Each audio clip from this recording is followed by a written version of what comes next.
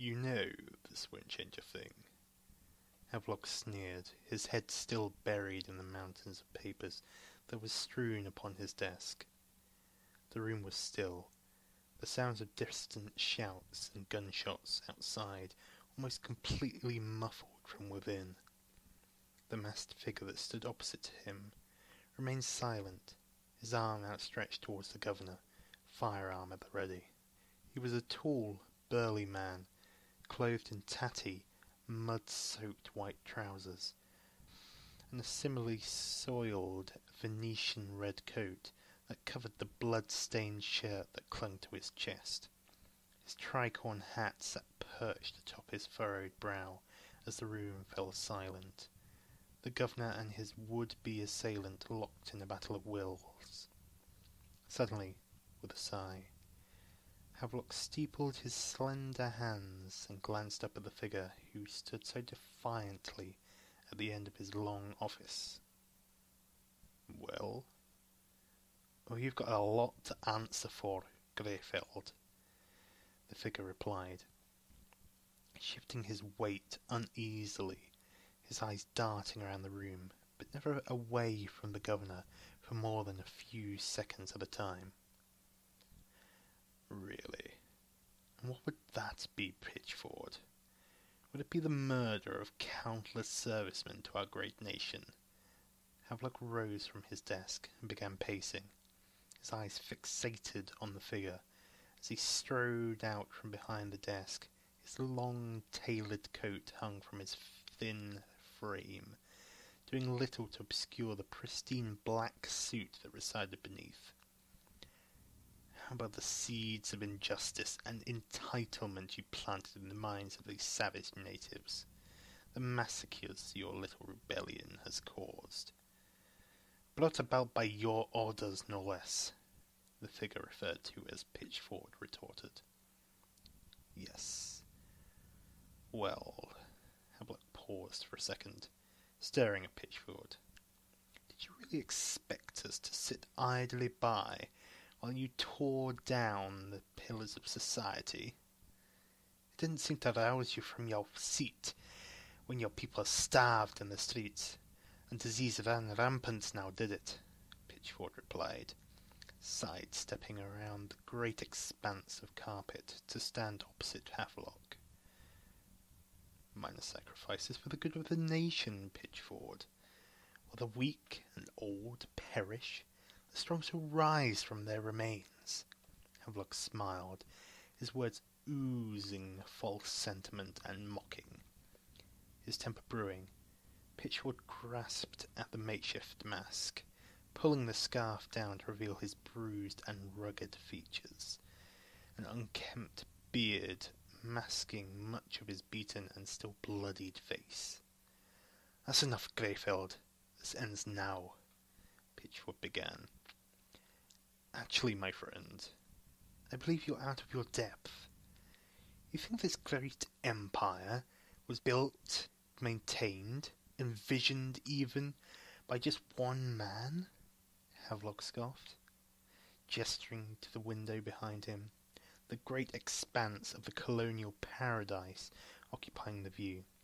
In the distance, fires and smoke could be seen as people rushed through the crowded streets. "You flatter me, of course, but must find yourself dreadfully mistaken," Havelock responded with a chuckle. "Of course, go ahead and pull the trigger, but even now another man is lining up to take my place. This land deserves to be free," Pitchford said. "What right have you to take it from its people and enslave them as your own?" "What's this, Pitchford? You get a little chummy with the natives and suddenly think you're better than your own?" Havelock said, with a hint of disgust in his words. "We are merely the better people, coming to claim our promised land in this great new world." Pitchford's eyes narrowed, his hand shifted its grip on the pistol. "Now don't look so glum, my friend," Havelock said mockingly. "Rest assured, after we exterminate the remnants of this petty slave rebellion you've instigated, we'll have a fresh batch before the end of the month. It's just business, you understand. All of a sudden, Pitchford lunged, his sword scraping the scabbard as he drew it on the governor. In a blur of black, Havelock dived away from the attack, rolling to his feet and snatching up a sabre that hung above the mantelpiece. The two sidestepped around the room, their eyes locked on each other, their weapons held high, each poised to strike. Again Pitchford swung, steel clanging on steel as the two swords met. As Havelock parried the blow, he brought the hilt down hard, the polished metal connecting with Pitchford's nose. The man staggered back, clutching his face as blood streamed down his face. "You're not fighting redcoats any more, Malcolm," Havelock sneered, sweeping his sabre back and forth in a flourishing motion. "This is a gentleman's game. There's no room for slave lovers in this land of opportunity." Malcolm's eyes rose to land on Havelock's face, blood still pouring from his lopsided nose. "And tell me, friend, when did gentlemen ever give in to the raping and pillaging ways of a common pirate?" Malcolm spat, the blood staining the immaculate navy blue carpet a darker shade of crimson.